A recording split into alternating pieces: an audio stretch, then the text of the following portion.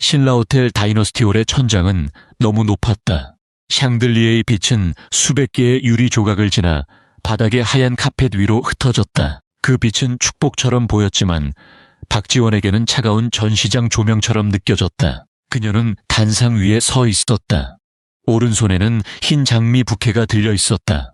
왼손 약지는 아직 비어 있었다. 웨딩드레스의 코르셋은 갈비뼈를 조용히 조이고 있었다. 숨을 깊게 들이마시면 꽃향기보다 먼저 천이살을 파고드는 감각이 올라왔다. 지원은 아주 천천히 숨을 나누어 쉬었다. 한 번에 많이 마시면 몸이 흔들릴 것 같았다. 몸이 흔들리면 사람들은 또 볼 것이다. 이미 충분히 보고 있었다. 앞쪽 원탁에 앉은 친척들이 고개를 숙이고 속삭였다. 입술은 가려져 있었지만 눈은 가려져 있지 않았다. 옆 테이블의 남자는 휴대전화를 무릎 아래에 둔 척하면서 카메라 렌즈를 그녀 쪽으로 향했다. 누군가가 웃음을 참다가 물잔을 만졌다. 얼음이 유리벽에 부딪히는 작은 소리가 홀 전체에 크게 울리는 것처럼 들렸다. 지원은 신랑 입장문을 바라보았다. 문은 닫혀 있었다. 그 문 너머에서 이민우가 걸어와야 했다. 연습 때 그는 웃으며 말했다. 긴장하지 마. 내가 들어가면 다 끝나. 그때 지원은 그 말을 믿었다. 지금은 그 말이 이상하게 들렸다. 다 끝난다는 말이 결혼식이 끝난다는 뜻이었는지 아니면 그녀의 얼굴이 끝난다는 뜻이었는지 알 수 없었다. 사회자는 세 번째로 시계를 보았다. 피아노 반주자는 손가락을 건반 위에 올린 채 멈추어 있었다. 웨딩 매니저는 귓속말용 무전기를 손으로 가린 채 빠르게 말았다. 그녀가 지원 쪽을 볼 때마다 미소가 조금씩 얇아졌다. 지원은 그 미소를 알아보았다. 괜찮다는 말을 하기 전에 이미 괜찮지 않다는 사실을 아는 사람의 미소였다. 맨 앞줄에 앉은 아버지 박상철은 양복 단추를 풀었다가 다시 잠갔다. 그는 오늘 아침부터 같은 말을 반복했다. 걱정하지 마라. 아빠가 손님들 앞에서 널 제일 빛나게 해줄 거다. 호텔도 제일 좋은 곳으로 잡았고 꽃도 아끼지 않았다. 내 딸 결혼식이니까 누구한테도 밀리면 안 된다. 지원은 그 말이 사랑이라는 것을 알았다. 그러나 지금 아버지의 사랑은 홀 전체에 걸린 무거운 현수막처럼 그녀의 어깨를 더 눌렀다. 5억 원이라는 숫자가 이미 몇몇 테이블 사이를 돌아다니고 있었다. 누가 먼저 꺼냈는지 몰랐다. 하지만 사람들은 정확하게 기억했다. 꽃값, 식대, 오케스트라, 객실, 답례품. 한 사람의 결혼식이 아니라 한 집안의 자존심을 계산하는 표처럼 숫자들이 떠돌았다. 지원은 그 숫자들 속에서 점점 작아졌다. 그녀는 원래 숫자를 무서워하지 않았다. 도면의 치수, 시공비의 단가, 마감재의 간격, 사람 한 명이 휠체어를 돌릴 때 필요한 반경까지 그녀는 숫자로 세상을 읽었다. 숫자는 정확하면 사람을 지켜주었다. 하지만 오늘 하객들의 입에서 흘러나오는 숫자는 달랐다. 5억 원, 200명, 28살, 신부 대기실에서 기다린 40분. 숫자들은 그녀를 설명하지 않았다. 그녀를 깎아냈다. 지원은 발끝에 힘을 주었다. 웨딩 슈즈 안쪽에서 발 뒤꿈치가 까지고 있었다. 아침에 신발을 신겨주던 직원은 말했다. 조금만 참으시면 사진이 정말 예쁘게 나와요. 그때는 웃으며 고개를 끄덕였다. 이제 그 말이 잔인하게 돌아왔다. 조금만 참으면 예쁘게 나온다는 말. 어디까지 참아야 아름답다는 말을 들을 수 있는지 지원은 갑자기 알고 싶지 않았다. 버진로드 양쪽에 놓인 흰 꽃장식은 완벽했다. 꽃대는 일정 높이로 잘려 있었고 리본은 같은 방향으로 묶여 있었다. 그 완벽함이 그녀를 더 외롭게 했다. 모든 것은 계획대로 놓여 있었다. 신랑만 없었다. 사람들은 그 하나의 빈자리를 보며 그녀 전체를 판단했다. 지원은 홀 끝 비상구 표시를 보았다. 초록색 사람 모양이 뛰어가는 그림. 언제나 그녀는 공간을 볼 때 비상구부터 찾았다. 어떤 방이 사람을 안전하게 내보낼 수 있는지 확인하는 습관이었다. 그런데 지금 그 비상구는 너무 멀었다. 드레스의 치마폭은 넓었고 하객들의 시선은 더 넓었다. 그녀가 그곳까지 걸어가려면 200개의 눈을 지나야 했다. 누군가가 뒤쪽에서 말했다. 신부가 평소에 너무 조용하긴 했어. 남자 마음을 잡을 줄 몰랐나 보지. 그 말 뒤에 여성들의 작은 한숨이 따라왔다. 동정처럼 들렸지만 그 속에는 판결이 있었다. 조용한 여자는 버림받아도 이유가 있다는 판결. 지원은 부케 줄기를 더 세게 쥐었다. 꽃잎 하나가 손등에 닿았다. 차가운 꽃잎이었다. 그녀는 문득 자신이 설계했던 어린이 쉼터의 모형을 떠올렸다. 낯선 아이가 울 때 어른들의 시선이 바로 꽂히지 않도록 낮은 파티션을 둔 자리, 울어도 전시되지 않는 자리. 그 자리를 만들며 그녀는 오래 생각했다. 사람이 약해지는 순간에는 벽보다 시선의 방향이 중요하다고. 오늘 이 방에는 그런 자리가 없었다. 그녀를 가려줄 낮은 파티션도, 잠시 앉아 숨을 고를 벤치도, 설명하지 않고 빠져나갈 동선도 없었다. 그녀는 방을 설계한 사람심이었지만 자기 결혼식장에서는 가장 나쁜 동선 위에 세워져 있었다. 수진이 단상 아래에서 그녀를 올려다보았다. 수진은 들러리용 연분홍 원피스를 입고 있었지만 얼굴에는 색이 없었다. 그녀는 입모양으로 물었다. 괜찮아. 지원은 대답하지 못했다. 괜찮다는 말은 입 밖으로 나오는 순간 거짓말이 될 것 같았다.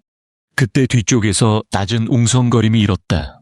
한 사람의 휴대전화 화면이 다른 사람에게 넘어갔다. 다른 사람의 휴대전화 화면이 또 다른 사람에게 넘어갔다.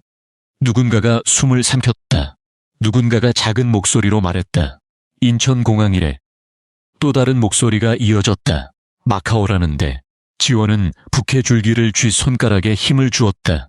장미줄기를 감싼 흰 리본이 손바닥에 눌렸다. 손톱 밑이 아팠다. 아픔이 있어 다행이라고 생각했다. 적어도 그 순간만큼은 숨막힘보다 손바닥의 통증이 더 선명했다. 고모의 목소리가 날카롭게 튀어나왔다. 이게 무슨 결혼식이니? 완전히 구경거리가 됐잖아. 그 말이 끝났자 가까운 테이블에 여자 하나가 얼른 입을 가렸다. 웃음을 가린 것인지 놀람을 가린 것인지 알 수 없었다. 지원은 고개를 숙이지 않았다. 숙이면 베일이 흔들릴 것이다. 베일이 흔들리면 사람들이 그녀가 울고 있다고 생각할 것이다. 울면 또 찍힐 것이다. 찍히면 누군가의 단체 대화방에 올라갈 것이다. 오늘 밤 모르는 사람들의 손가락이 그녀의 이름을 확대하고 줄이고 넘길 것이다. 박지원. 버림받은 신부. 비싼 호텔에서 신랑에게 도망맞은 여자. 그녀는 사람의 이름이 아니라 검색어가 되어 가고 있었다. 수진이 빠르게 단상 위로 올라왔다. 그녀는 지원의 팔을 잡았다. 지금 내려가자. 응급 상황이라고 말할게. 지원은 아주 작게 웃었다. 응급 상황은 맞아. 그런데 누구한테 생긴 응급 상황이라고 말해야 해. 수진의 눈가가 붉어졌다. 너한테. 내가 지금 숨도 제대로 못 쉬잖아. 지원은 대답하려 했지만 목이 막혔다. 코르셋 때문인지 사람들의 시선 때문인지 아니면 닫힌 문 때문인지 알 수 없었다. 그 순간 누군가가 소리쳤다. 여기 사진 봐. 정말 공항이야. 마카오행 게이트 앞이래. 여기 이민우 맞지? 홀 전체가 한 번에 몸을 기울였다. 스마트폰 화면들이 작고 푸른 창처럼 켜졌다. 지원은 화면 속 남자를 직접 보지 않아도 알았다. 민우의 회색 후드. 민우가 여행 갈 때마다 신는 흰 운동화. 민우가 긴장하면 모자를 눌러 쓰는 습관. 그 모든 것이 그녀를 두고 도망가는 증거가 되어 사람들의 손안에서 반짝였다. 누군가가 말했다. 친구들이랑 술 마시러 갔다는데. 누군가가 더 잔인하게 웃었다. 신부가 얼마나 싫었으면 결혼식 날 출국을 해. 그 말 뒤에 물잔이 멈췄다. 수진의 손이 지원의 팔을 더 세게 잡았다. 지원의 손에서 부케가 미끄러졌다. 흰 장미가 카펫 위로 떨어졌다. 둔하고 작은 소리였다. 그런데 그 소리가 혼란의 모든 말보다 크게 들렸다. 부케의 리본이 풀리며 한쪽 끝이 바닥에 길게 끌렸다. 지원은 그것을 주우려고 몸을 숙이지 못했다. 드레스가 너무 무거웠다. 숨이 너무 얕았다. 사람들이 너무 많이 보고 있었다. 수진이 얼른 허리를 굽혀 부케를 주었다. 그녀는 꽃잎에 묻은 카펫 먼지를 손으로 털었다. 그 손이 떨리고 있었다. 지원아. 수진이 낮게 말했다. 내가 망가진 게 아니야. 그 사람이 도망간 거야. 지원은 그 말을 들었지만 몸 안으로 들어오지 않았다. 홀은 이미 다른 말을 하고 있었다. 가여운 것. 창피해서 어떡해. 상철이 체면이 말이 아니네. 신부 쪽에서 너무 밀어붙인 거 아니야. 요즘 애들은 참 무섭다. 말들은 서로 부딪히며 그녀의 몸을 돌아다녔다. 어떤 말은 동정이었다. 어떤 말은 분노였다. 어떤 말은 가족의 체면을 걱정하는 척했다. 하지만 어느 말도 그녀에게 자리를 주지 않았다. 지원은 말할 수 있는 사람이 아니라 보이는 사람이었다. 하얀 드레스를 입고 단상 위에 세워진 물건이었다. 아버지가 자리에서 벌떡 일어났다. 의자가 뒤로 밀리며 큰 소리를 냈다. 상철의 얼굴은 붉었다. 그는 휴대전화를 쥐손을 높이 들었다. 그 자식 어디 있어? 내가 그놈을 찾아내서 이 자리로 끌고 올 거야. 명희가 남편의 팔을 붙잡았다. 여보 제발. 사람들 다 보고 있어. 보고 있으라고 해. 상철이 소리쳤다. 내 딸을 이렇게 만들어 놓고 도망간 놈을 내가 그냥 두면 그게 압이야. 그의 목소리는 딸을 지키려는 목소리였지만 지원의 몸은 더 작아졌다. 아버지의 분노가 커질수록 사람들의 카메라는 더 높이 올라갔다. 누군가가 중계하듯 말했다. 아버님 화나셨다. 이거 진짜 큰일 나겠네. 지원은 그쪽을 보지 않았다. 보면 눈빛만으로도 무너질 것 같았다. 명희는 울면서 딸에게 다가왔다. 내 새끼, 어떻게 이런 일이 생겨? 그녀는 지원을 껴안으려 했다. 하지만 드레스에 넓은 치마와 단단한 코르셋 사이에서 포옹은 이상하게 비틀렸다. 지원은 엄마의 발 안에서도 편하지 않았다. 어머니의 손가락이 그녀의 허리를 붙잡았다. 그 손에는 사랑이 있었지만 동시에 공포가 있었다. 지원은 그 공포까지 떠안았다. 엄마, 조금만 놔줘. 그녀가 속삭였다. 숨을 못 쉬겠어. 명희는 깜짝 놀라 손을 풀었다. 그제야 지원은 작게 숨을 들이마셨다. 공기는 충분했지만 폐 안으로 들어오지 않았다. 고모가 다시 말했다. 이 결혼식은 끝났어. 더 앉아있으면 우리 집안만 더 우스워져. 서커스도 아니고 이게 뭐니? 서커스. 그 단어가 지원의 귀 안에서 길게 울렸다. 샹들리에, 꽃, 하얀 카펫, 오케스트라, 정장 차림의 하객들. 그 모든 것이 갑자기 천막안의 조명처럼 느껴졌다. 사람들은 입장권을 낸 관객처럼 앉아 있었다. 그들의 눈앞에서 한 여자가 얼마나 오래 버티는지 보는 중이었다. 지원은 그 말이 끝난 뒤에야 정말로 무너지는 느낌을 받았다. 버림받았다는 사실보다 더 견디기 어려운 것은 사람들이 그 버림을 즐길 수 있는 형태로 바꾸고 있다는 사실이었다. 어떤 친척은 고개를 숙이고 울먹이는 척했다. 그러나 그 손은 휴대전화 화면을 끄지 않았다. 어떤 아버지 친구는 상철의 등을 두드리며 위로했다. 그러면서도 옆 사람에게는 낮게 말했다. 이런 건 빨리 손절해야지. 말들이 서로 다른 얼굴을 하고 같은 방향으로 흘렀다. 지원의 몸을 지나 아버지의 체면을 지나 민우의 빈자리로 갔다가 다시 그녀에게 돌아왔다.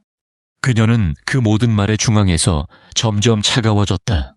울고 싶은데 눈물이 나오지 않았다. 화가 나는데 소리를 낼 수 없었다. 소리를 내는 순간 그 소리마저 누군가의 영상 속 제목이 될 것 같았다. 단상 옆 꽃장식 뒤에서 호텔 직원 2명이 웨딩 매니저에게 속삭였다. 식사 먼저 내보낼까요? 아니면 예식 취소, 공지부터. 지원은 그 말을 듣고 이상하게 웃음이 날 뻔했다. 그들에게 이 일은 진행 순서였다. 코스 요리를 언제 내고 조명을 언제 낮추고 하객을 언제 돌려보낼지 정해야 하는 업무였다. 그녀는 누구도 탓할 수 없었다. 그들도 일을 하고 있었다. 그러나 그 업무의 중앙에 그녀의 몸이 놓여 있다는 사실이 숨 막혔다. 명희가 지원의 손을 잡았다. 손바닥이 축축했다. 엄마의 손은 늘 따뜻했는데 오늘은 차가웠다. 명희는 딸에게 무언가 말하려다가 입술만 떨떴다. 엄마조차 말하지 못하는 문장이 있었다. 내가 창피한 게 아니야. 너는 괜찮아. 엄마는 내 편이야. 그 쉬운 말들이 나오지 않았다. 왜냐하면 엄마도 무너지고 있었기 때문이다. 지원은 그 모습을 보고 또 하나의 죄책감을 얻었다. 자기가 버림받은 것만으로도 모자라 부모까지 사람들 앞에 세워버린 딸이 된 것 같았다. 민우가 한 짓인데도 수치심은 그녀와 그녀의 가족에게 먼저 붙었다. 그것이 가장 더러웠다. 지원은 부케를 다시 받아들었다. 수진이 그것을 건넬 때 리본 끝이 두 사람의 손목 사이에 걸렸다. 지원은 그 리본을 보았다. 조금 전까지는 신부의 장식이었다. 이제는 바닥에 끌린 흔적이 남은 끈이었다. 상철이 통로로 나가려 했다. 지원은 어렵게 한 걸음 움직였다. 아빠, 목소리가 나오지 않았다. 그녀는 다시 숨을 들이마셨다. 아빠, 가지마. 상철이 돌아보았다. 그의 눈에는 딸보다 모욕이 먼저 차 있었다. 넌 가만히 있어. 아빠가 처리할게. 그 말은 보호였다. 그런데 지원은 그 보호 속에서도 지워졌다. 가만히 있어. 처리할게. 그녀는 오늘 하루 내내 그 말의 다른 버전들을 들었다. 신랑이 오면 다 끝나. 하객들에게는 응급 상황이라고 말할게.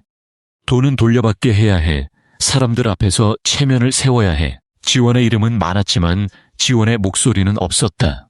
그녀는 손바닥 안에 북해줄기를 더 세게 쥐었다. 손가락이 저렸다. 그때 홀 입구 쪽에서 낮고 단정한 목소리가 들렸다. 멈추십시오. 소리는 크지 않았다. 그런데 이상하게도 모든 소음이 그 목소리 앞에서 한 발 물러났다. 상철의 발걸음도 멈췄다. 하객들의 고개가 동시에 돌아갔다. 닫혀있던 신랑 입장문이 열려 있었다. 회색 수트를 입은 남자가 홀 중앙으로 걸어오고 있었다. 그의 걸음은 급하지 않았다. 그러나 늦지도 않았다. 사람들이 본능적으로 통로를 비켜주었다. 지원은 그를 알아보았다. 강태경, 그녀가 다니는 건축사무소의 대표. 회의실에서 늘 짧게 말하고 도면을 볼 때는 아무도 건드리지 못할 만큼 집중하던 사람. 지원에게는 상사였고 이 홀의 많은 사람들에게는 이름만으로도 자세를 바꾸게 만드는 사람이었다. 하지만 그가 왜 여기 있는지는 알 수 없었다. 그는 단상 앞에서 멈추었다. 먼저 상철에게 고개를 숙였다. 아버님, 지금 나가시면 박지원 씨의 고통이 또 다른 장면으로 찍힙니다. 상철의 입술이 떨렸다. 당신이 누군데 우리 집안 일에 끼어들어. 태경은 대답하기 전에 지원을 보았다. 그 시선은 이상했다. 불쌍히 여기는 눈이 아니었다. 무너진 물건을 살피는 눈도 아니었다. 그는 그녀가 아직 서 있다는 사실을 먼저 확인하는 사람처럼 보았다. 그리고 아주 낮게 말했다. 박지원 씨, 제가 늦었습니다. 지원은 눈을 깜빡였다. 늦었다는 말이 또 한 번 홀을 흔들었다.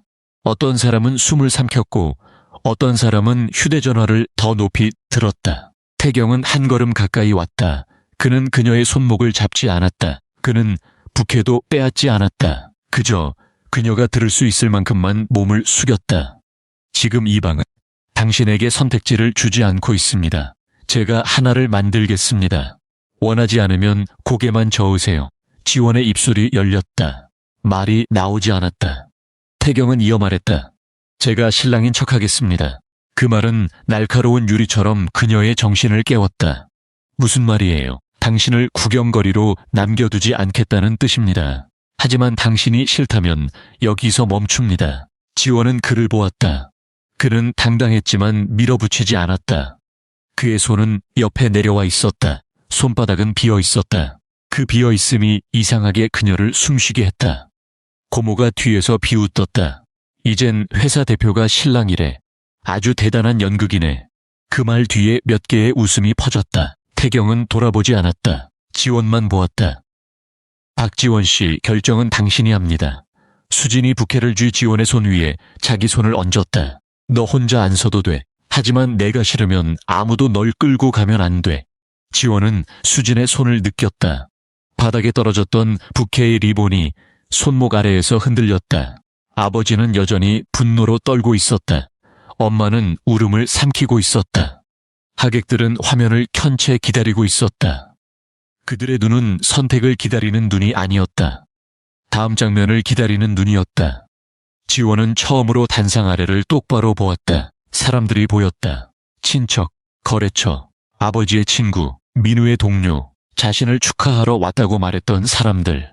그들의 눈빛 속에서 그녀는 이미 끝난 여자였다. 그 순간 지원은 알았다. 여기서 내려가도 이야기는 끝나지 않는다. 누군가가 대신 설명해주는 순간부터 그녀의 이름은 계속 빌려 쓰일 것이다. 가여운 딸, 망신당한 신부, 돈 많은 집안의 창피, 신랑에게 버림받은 여자. 그녀는 부케를 왼손으로 옮겼다. 오른손을 천천히 들었다. 태경은 그 손을 향해 자기 손을 내밀었다. 끝까지 닿지 않았다. 마지막 거리는 지원이 움직여야 했다. 지원은 그 짧은 거리를 보았다.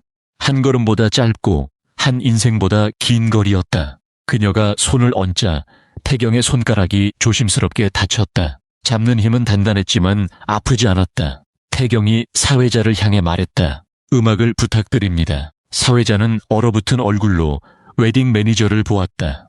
웨딩 매니저는 무전기를 쥐 손을 떨다가 고개를 끄덕였다. 피아노 반주가 다시 시작되었다.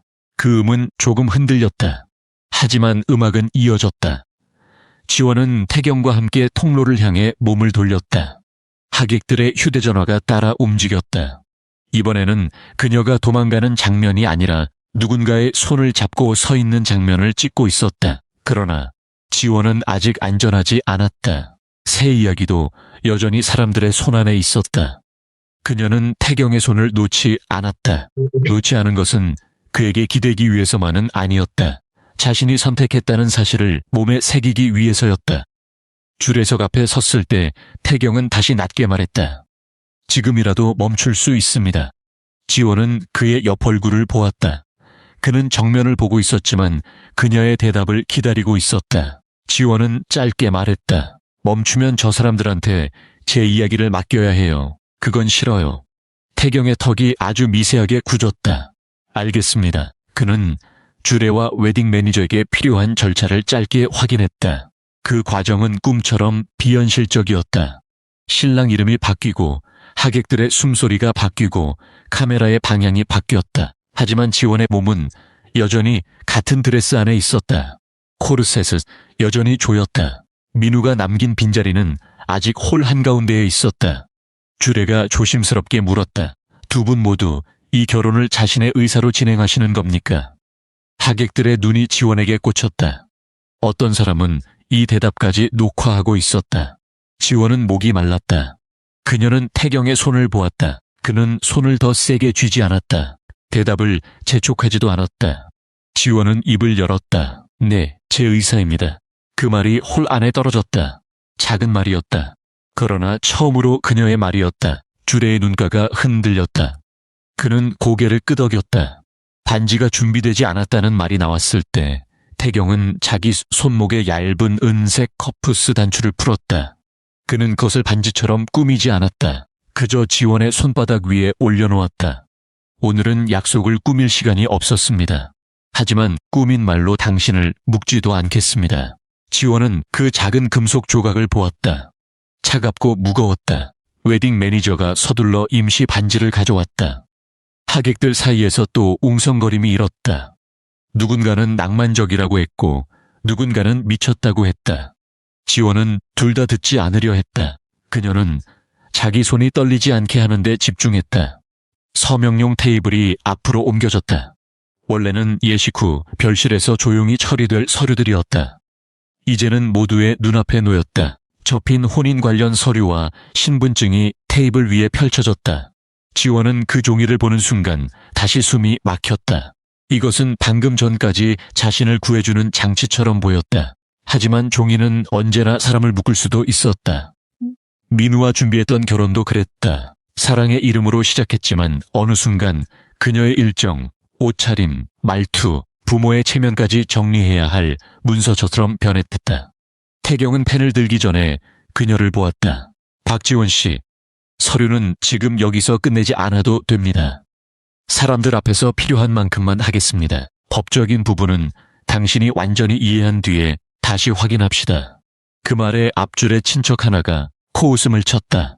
방금 신랑 노릇하겠다고 해놓고 이제 와서 무슨 조심이야. 태경은 그제야 처음으로 그쪽을 보았다.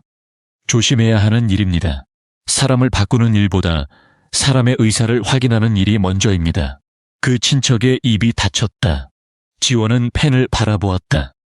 그녀는 이름을 쓸 때마다 늘 글자 간격을 고르게 맞추는 습관이 있었다. 도면의 치수를 맞추듯이. 그러나 지금 손가락이 떨려 첫 획이 조금 비뚤어졌다. 그녀는 잠시 멈췄다. 태경이 옆에서 아무 말 없이 기다렸다. 그 기다림 때문에 지원은 다시 쓸 수 있었다. 박지원. 세 글자가 종이 위에 놓였다. 하객들의 박수가 뒤늦게 터졌다. 박수는 뜨겁지 않았다. 놀람과 호기심이 섞인 소리였다. 하지만 적어도 조롱만은 아니었다. 수지는 눈물을 닦으며 부케 리본을 다시 정리했다. 상철은 여전히 굳은 얼굴이었지만 통로로 뛰쳐나가려던 손을 내렸다. 명희는 입술을 깨물고 딸을 보았다. 지원은 그 모든 시선을 느끼며 생각했다. 이 방은 방금 다른 이야기를 얻었다. 그러나 다른 이야기가 곧 안전한 이야기는 아니다. 예식이 끝나고 사람들은 그녀에게 축하한다고 말했다. 그 축하에는 질문이 붙어 있었다. 언제부터였니? 정말 강 대표와 그런 사이였니? 민우는 알고 있었니? 그럼 오늘 일은 어떻게 되는 거니? 지원은 대답하지 않았다. 대답하지 않는 것도 선택이었다. 태경은 그녀 옆에 서서 모든 질문을 막지 않았다. 다만 선을 넘는 질문이 나올 때만 짧게 말했다. 오늘 답할 내용이 아닙니다. 그 말은 벽이 아니라 난간 같았다. 지원이 직접 걸을 수 있게 옆에 놓인 난간. 신부 대기실로 돌아왔을 때 지원은 거울 앞에 앉지 못했다. 거울에는 아직도 완벽한 신부가 있었다. 머리 장식은 흐트러지지 않았고 베일은 부드럽게 떨어져 있었고 드레스는 값비싼 천의 결을 유지하고 있었다. 그러나 그 안의 사람은 온몸이 멍든 것 같았다. 수진이 문을 닫고 들어왔다. 그녀는 손에 부케를 들고 있었다. 이거 버릴까? 지원은 고개를 저었다. 아니, 수진은 조심스럽게 부케를 테이블 위에 놓았다. 지원은 리본 끝을 손끝으로 만졌다. 바닥에 끌린 부분이 조금 회색으로 변해 있었다. 이상하게 그 부분이 가장 진짜 같았다. 태경이 문 밖에서 노크했다. 들어가도 됩니까? 지원은 수진을 보았다. 수진이 대신 문 쪽으로 걸어가 문을 반쯤 열었다. 태경은 안으로 들어오지 않았다. 문턱 밖에 섰다. 객실이 준비되어 있습니다. 원래 예약된 신혼 객실입니다. 원치 않으면 다른 방으로 바꾸겠습니다. 그 말을 듣자 등줄기가 굳었다. 신혼 객실, 민우와 함께 들어가기로 했던 방, 장미 꽃잎과 샴페인과 호텔 직원들의 정중한 미소가 기다릴 방. 그 방마저 오늘의 조롱을 이어받을 것 같았다. 태경이 그녀의 표정을 보았다. 다른 방으로 바꾸겠습니다. 지원은 천천히 숨을 쉬었다. 아니요, 그 방으로 갈게요. 수진이 놀라서 그녀를 보았다. 지원아. 지원은 부케 리본을 놓았다. 내가 도망가면 그 방까지 그 사람 것이 될 것 같아. 오늘 내 이름이 너무 많이 빼앗겼어. 방 하나쯤은 내가 들어가서 끝내고 싶어. 태경은 고개를 끄덕였다. 그럼 제가 복도 끝에서 기다리겠습니다. 같은 방에 들어가야 하는 상황이 생기면 먼저 묻겠습니다. 그 말은 길지 않았다. 하지만 지원은 그 안에서 처음으로 작은 틈을 느꼈다. 누군가가 그녀에게 묻고 있었다. 호텔 스위트룸 문이 열렸을 때 장미 꽃잎이 바닥에 흩어져 있었다. 붉은 꽃잎들이 흰 침구 위에도 놓여 있었다. 샴페인 병은 은색 버킷 안에서 차갑게 식고 있었다. 창밖에는 서울의 불빛이 반짝였다. 모든 것이 신혼의 장면처럼 준비되어 있었다. 그래서 더 잔인했다. 지원은 문 앞에서 멈췄다. 구두 안에 발가락이 저렸다. 드레스의 무게가 어깨를 끌어내렸다. 태경은 한 걸음 뒤에 멈췄다. 그는 방 안을 먼저 차지하지 않았다. 지원이 들어간 뒤에야 문턱을 넘었다. 그리고 곧바로 창가 쪽 의자 하나를 돌려놓았다. 저는 여기 앉겠습니다. 필요하면 바로 나가겠습니다. 지원은 침대 위에 장미 꽃잎을 보았다. 그 꽃잎들은 축하가 아니라 명령처럼 보였다. 오늘 밤 행복해야 한다는 명령. 상처난 몸으로도 아름답게 보여야 한다는 명령. 그녀는 웃음이 나올 것 같았다. 그러나 웃음은 나오지 않았다. 수진이 챙겨준 작은 가방 안에는 편한 옷과 운동화가 들어있었다.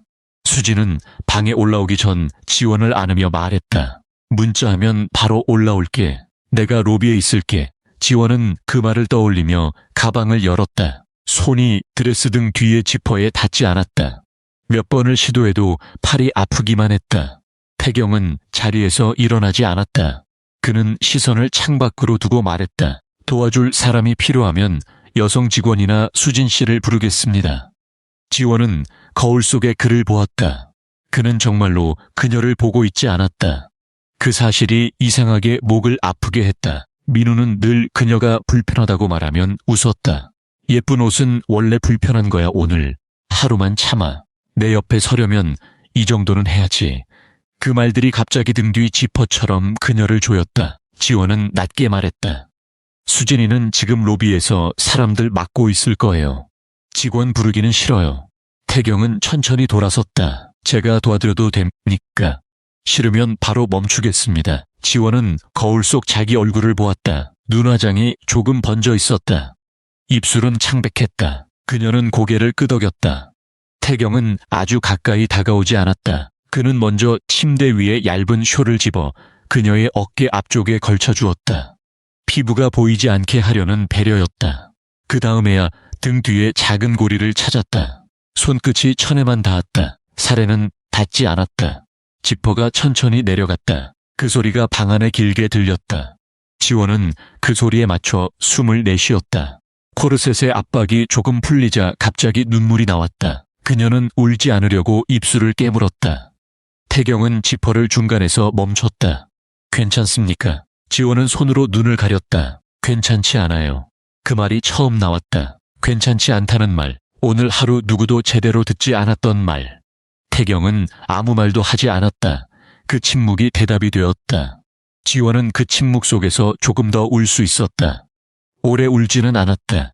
그녀는 오래 울 시간이 없는 사람처럼 눈물을 닦았다. 태경은 다시 창가로 돌아갔다. 욕실은 왼쪽입니다. 문을 잠그셔도 됩니다. 저는 이 방 안에 있어야 한다면 소파에서 자겠습니다. 원하시면 지금 바로 다른 객실을 잡겠습니다. 지원은 가방에서 편한 니트와 바지를 꺼냈다. 그녀는 욕실로 들어가기 전 물었다. 왜 여기까지 오셨어요? 태경은 바로 대답하지 않았다. 창밖의 불빛이 그의 옆얼굴에 얇게 걸렸다. 오늘 오전에 이민우 씨가 보낸 메시지를 봤습니다. 지원의 손이 멈췄다. 그가 당신을 존중하지 않는다는 걸 알고 있었습니다. 하지만 결혼식장을 이렇게 버릴 줄은 몰랐습니다. 제가 늦었습니다. 지원은 문고리를 쥐었다. 그 말 속에는 많은 것이 있었지만 아직 묻지 않기로 했다. 오늘 더 많은 답을 들으면 몸이 버티지 못할 것 같았다. 그녀는 욕실 문을 닫았다. 드레스를 벗자 어깨에 남은 자국이 보였다. 코르셋 자국이 붉게 올라와 있었다. 지원은 손끝으로 그 자국을 눌렀다. 아팠다. 그녀는 그 아픔을 기억하기로 했다. 잠시 뒤 편한 옷으로 갈아입고 나오자 방이 조금 달라져 있었다. 태경은 침대 위에 장미꽃잎을 한쪽 트레이에 조심스럽게 모아두었다. 샴페인은 열지 않은 채 그대로 두었다. 침대 옆에는 물 한 잔과 호텔 슬리퍼가 놓여 있었다. 그는 소파 위에 담요를 펼치고 있었다. 지원은 그 모습을 보다가 작게 말했다. 대표님. 태경이 돌아보았다. 오늘은 그렇게 부르지 않아도 됩니다. 지원은 잠시 망설였다. 강태경 씨, 네, 저를 불쌍해서 도와준 거라면 내일이라도 멈춰주세요. 태경은 담요를 내려놓았다. 불쌍해서가 아닙니다. 그럼요, 존중해서입니다. 지원은 그 말을 의심하고 싶었다. 의심하는 편이 쉬웠다. 하지만 그의 행동들은 방금 전까지 계속 같은 방향을 가리키고 있었다. 문턱에서 기다린 것, 손을 억지로 잡지 않은 것, 드레스를 벗길 때 쇼를 먼저 걸쳐준 것, 소파에 담요를 펴는 것. 큰 고백보다 작은 행동들이 더 믿기 어려웠다. 믿기 어려워서 더 무서웠다. 지원은 소파와 침대 사이의 거리를 눈으로 잰다. 습관이었다. 방에 들어가면 가구의 위치와 문까지의 거리를 먼저 보았다. 호텔 스위트룸은 넓었지만 이상하게 숨을 가두는 구조였다. 침대는 중앙에 놓여 있었고 장미꽃잎은 그 침대를 무대로 만들고 있었다. 샴페인과 과일 바구니는 누군가가 정해놓은 행복의 소품 같았다. 그녀가 앉을 수 있는 평범한 의자는 창가에 하나뿐이었다. 태경은 그 의자를 그녀 쪽으로 밀어놓고 자신은 소파 끝에 앉았다. 그 작은 배치가 방의 의미를 바꿨다. 침대가 중심이던 방이 의자와 테이블의 방이 되었다. 지원은 그 사실을 보았다. 그가 말하지 않고 방을 고치고 있다는 것을. 민우는 방을 늘 자기 방식으로 썼다. 식당에 가면 먼저 가장 잘 보이는 자리에 앉았고 지원의 가방은 빈 의자에 올려두라고 했다. 모델하우스에 함께 갔을 때도 그는 말했다. 여기는 손님 부르기 좋겠다. 지원은 그때 작게 물었다. 우리가 살기 편한지는 안 봐. 민우는 웃었다. 사는 건 익숙해지면 돼. 보이는 게 중요하지. 그 말이 이제야 분명해졌다. 민우에게 방은 남에게 보여주는 얼굴이었다. 지원에게 방은 사람이 숨을 쉬는 구조였다. 태경은 적어도 그 차이를 알고 있는 것처럼 행동했다. 그는 장미 꽃잎을 치울 때도 구겨버리지 않았다. 트레이에 모아 한쪽으로 옮겼다. 그는 꽃을 낭만의 증거로 강요하지도 않았고 더러운 것처럼 버리지도 않았다. 그저 지금 지원에게 필요 없는 것으로 분류했다. 지원은 그 분류가 고마웠다. 필요 없는 것은 필요 없는 곳으로, 지금 필요한 것은 물, 의자, 잠글 수 있는 욕실, 그리고 묻지 않는 침묵. 그녀는 물잔을 들었다. 손이 떨려 물 표면이 작게 흔들렸다. 태경은 그 흔들림을 보았지만 붙잡지 않았다. 지원은 한 모금씩 마셨다. 목 안쪽이 아팠다. 하루 종일 삼킨 말들이 그곳을 긁고 지나간 것 같았다. 강태경 씨, 네, 사람들이 내일 뭐라고 할까요? 태경은 잠시 생각했다. 쉽게 말하는 사람들은 쉽게 말할 겁니다. 지원은 낮게 웃었다. 위로가 되게 말할 생각은 없나 봐요. 거짓 위로는 오늘 충분히 들으셨을 것 같아서요. 지원은 물잔을 내려놓았다. 그 말은 차가웠지만 이상하게 편했다. 태경은 이어 말했다. 다만 쉽게 말하는 사람들의 말이 전부가 되지 않게 할 방법은 있습니다. 무슨 방법이요? 당신이 직접 고르는 말만 남기는 겁니다. 제가 대신 고르면 안 됩니다. 지원은 그를 보았다. 그 말은 구원처럼 반짝이지 않았다. 오히려 무거웠다. 직접 고르는 말. 그것은 다시 서야 한다는 뜻이었다. 다시 사람들 앞에 서서 자기 이름을 되찾아야 한다는 뜻이었다. 지원은 눈을 감았다. 너무 피곤해서 아무것도 고르고 싶지 않았다. 하지만 아무것도 고르지 않으면 다른 사람들이 또 고를 것이다. 버림받은 여자, 대표를 잡은 여자, 불쌍한 딸, 아버지 체면을 망친 딸. 지원은 눈을 떴다. 그럼 오늘 밤은 아무 말도 고르지 않을래요. 태경이 고개를 끄덕였다. 그것도 선택입니다. 그는 소파 쪽 램프를 낮췄다. 방의 조명이 부드러워졌다. 침대 위에 남은 꽃잎 그림자가 옅어졌다. 지원은 욕실로 들어가기 전 테이블 위에 접힌 서류를 다시 보았다. 그 서류는 아직 무서웠다. 하지만 방금 전보다 조금 덜 무서웠다. 왜냐하면 그 옆에 도면이 있었기 때문이다. 그녀가 이해하는 선들이 있었다. 사람을 가두는 종이와 사람을 지나가게 하는 선. 두 가지가 같은 테이블 위에 놓여 있었다. 그때 지원의 휴대전화가 울렸다. 화면에는 회사 프로젝트 단체방 알림이 떠 있었다. 내일 재단 리셉션 동선 모델 확인 필요. 호텔 측 장애인 접근 동선 재검토 요청. 어린이 대기 공간 난간, 높이 관련 최종 확인. 지원의 눈이 메시지에 멈췄다. 오늘 그녀의 이름을 삼킨 바로 그 호텔에서 또 다른 방이 그녀를 기다리고 있었다. 이번에는 신부 대기실도 결혼식장도 아니었다. 건축재단의 프로젝트 리셉션. 그녀가 몇 달 동안 밤을 새우며 고친 도면의 방. 낯선 사람들이 안전하게 서도록 만든 공간. 지원은 휴대전화를 내려놓지 못했다. 태경이 물었다. 급한 일입니까? 지원은 화면을 보며 말했다. 난간 높이가 틀리면 아이들이 기대다가 넘어질 수 있어요. 원래 수정됐어야 하는데. 그녀는 말을 멈췄다. 자신이 너무 자연스럽게 일로 돌아간 것을 깨달았다. 오늘 같은 날에도 도면의 위험은 보였다. 사람들이 그녀를 버림받은 신부로만 볼 때도 그녀의 눈은 여전히 공간의 위험을 찾고 있었다. 태경은 휴대전화를 달라고 하지 않았다. 그는 가까이 오지 않고 물었다. 확인할 수 있습니까? 지원은 고개를 끄덕였다. 노트북이 필요해요. 태경은 즉시 프런트에 업무용 노트북과 프린트 가능 여부를 확인했다. 그는 자기 비서에게도 연락했다. 그러나 통화는 짧았다. 박지원 씨가 직접 확인할 겁니다. 자료만 보내세요. 그 한 문장 뒤에 지원은 고개를 들었다. 직접 확인할 겁니다. 그 말은 그녀를 대신한다는 말이 아니었다. 그녀에게 일을 돌려주는 말이었다. 새벽 가까운 시간 호텔 객실 테이블 위에는 접힌 웨딩 서류와 프로젝트 도면이 나란히 놓였다. 한쪽에는 오늘 그녀를 묶을 뻔한 종이가 있었고 다른 한쪽에는 그녀가 누군가를 안전하게 세우기 위해 만든 선들이 있었다. 지원은 편한 옷차림으로 테이블 앞에 앉았다. 머리핀을 빼자 긴 머리가 어깨로 흘러내렸다. 태경은 소파 끝에 앉아 조용히 기다렸다. 지원은 도면을 확대했다. 난간의 간격, 휠체어 회전 반경, 유모차가 지나갈 때 시야가 막히는 코너, 사람들이 축하 리본과 포토월을 설치하면 비상 통로가 좁아지는 지점. 그녀는 펜으로 몇 군데를 표시했다. 말은 많지 않았다. 여기는 꽃장식을 빼야 해요.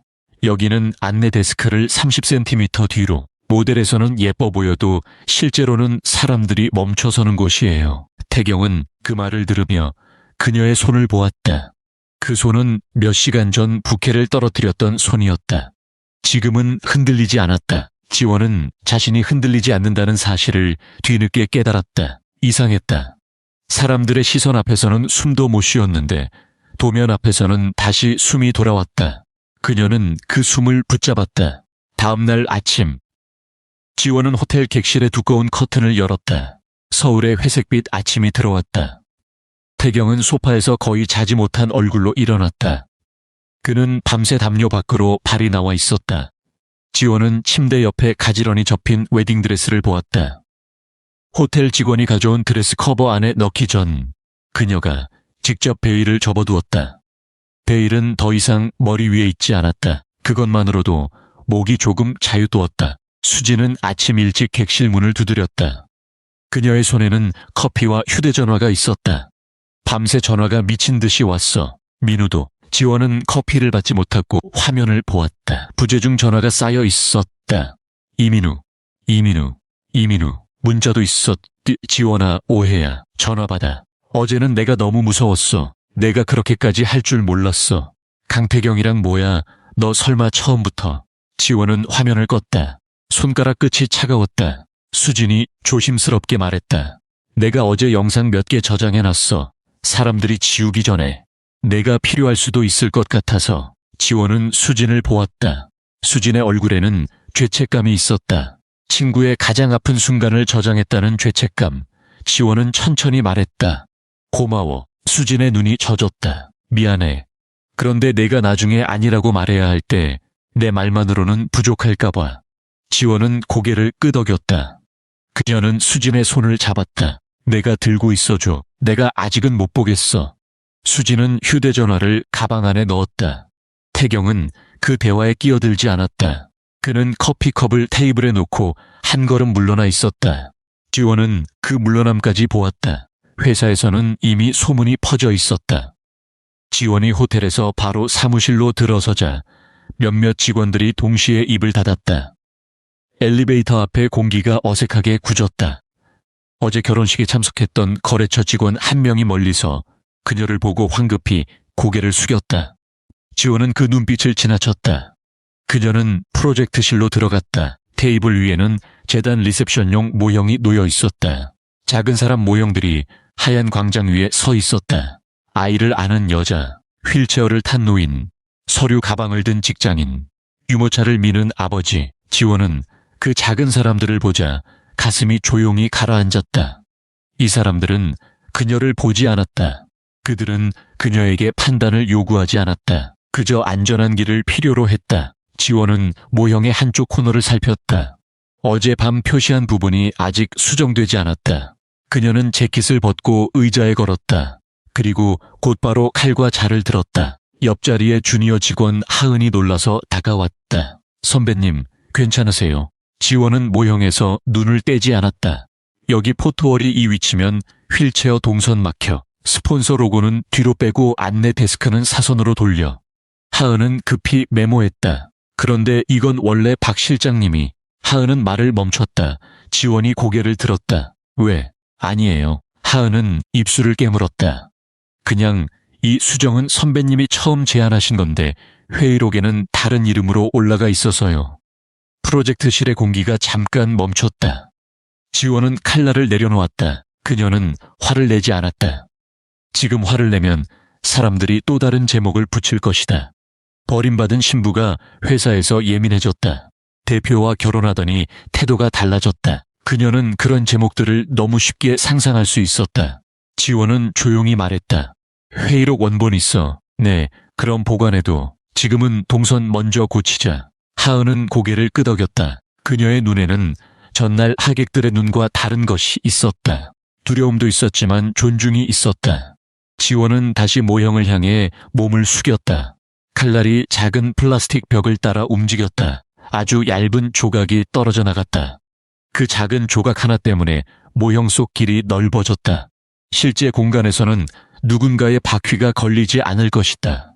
지원은 그 생각을 하며 손끝의 힘을 조절했다. 하은은 옆에서 접착제를 열었다.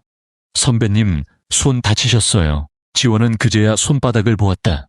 부케 줄기를 너무 세게 쥐었던 자리였다. 작은 붉은 자국들이 남아있었다. 괜찮아. 안 괜찮아 보여요. 하은의 말은 조심스러웠지만 진심이었다. 지원은 잠시 대답하지 못했다. 회사에서 누군가가 괜찮지 않아 보인다고 말해주는 일은 드물었다. 대부분은 괜찮냐고 물은 뒤 괜찮다는 대답을 기다리지 않고 자기 일로 돌아갔다.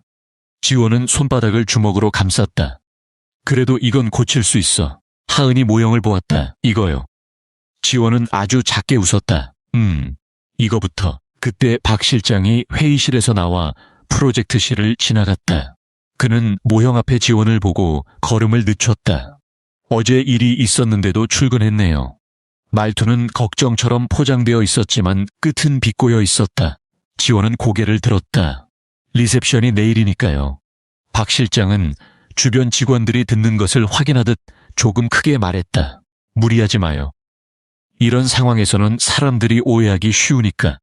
대표님과의 관계 때문에 프로젝트에 이름 올리려 한다는 말도 나올 수 있고. 하은의 얼굴이 굳었다. 지원은 모형 위에 작은 안내 데스크를 제자리에 붙였다. 접착제가 마를 때까지 손을 떼지 않았다. 그녀는 그 작은 사물을 고정한 뒤에야 말했다. 그래서 더 정확하게 해야죠. 박 실장의 눈이 가늘어졌다. 지원은 이어 말했다. 사람들이 오해하지 않게 누가 언제 무엇을 고쳤는지 기록도 정확하게 남기고요. 프로젝트실 뒤쪽에서 키보드 소리가 멈췄다. 박 실장은 잠시 웃으려 했지만 웃음이 어색하게 끊겼다. 그럼 열심히 해요. 그가 돌아서자 하은이 야작게 숨을 내쉬었다. 선배님, 저분이 어제 회의록 이름 바꾸라고 했어요. 지원은 접착제가 마른 부분에서 손을 뗐다. 알아. 왜 가만히 계세요? 지금 말하면 싸움이 돼. 내일 말하면 구조가 돼. 하은은 그 말을 이해하려는 얼굴로 지원을 보았다. 지원은 모형 속 열린 통로를 바라보았다. 어떤 진실은 너무 일찍 꺼내면 울분으로 보였다. 방이 준비된 뒤 꺼내야 길이 되었다. 그때 태경이 프로젝트실 문 앞에 나타났다. 직원들이 일제히 일어났다. 대표님, 태경은 손을 들어 앉으라는 표시를 했다. 그리고 지원에게 가까이 오지 않고 말했다. 박지원 씨, 잠시 회의실로 올 수 있습니까? 지원은 주변 시선을 느꼈다. 몇몇 직원의 눈이 두 사람 사이를 오갔다. 어제의 결혼은 이미 사무실에서도 설명이 필요한 사건이 되어 있었다. 지원은 자리에서 일어났다. 회의실 안에서 태경은 먼저 문을 열어둔 채 말했다. 닫아도 됩니까? 지원은 고개를 끄덕였다. 문이 닫히자 그는 곧바로 말했다. 업무 관계를 정리하겠습니다. 지원은 눈썹을 찌푸렸다.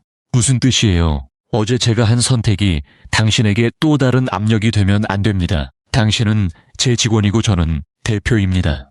그 상태에서 우리가 부부라는 이름까지 갖게 되면 당신이 어떤 선택을 하든 사람들이 제 영향이라고 말할 겁니다. 지원은 테이블 끝을 잡았다. 그래서요. 당신의 직속 결제 라인에서 제가 빠지겠습니다. 공동대표에게 프로젝트 운영 권한을 넘기고 당신의 인사평가는 별도 위원회가 보게 하겠습니다. 필요하면 당신이 이 프로젝트에서 빠질 선택도 할 수 있습니다. 지원은 그를 보았다. 태경의 얼굴은 차분했다. 그는 사랑을 말하지 않았다.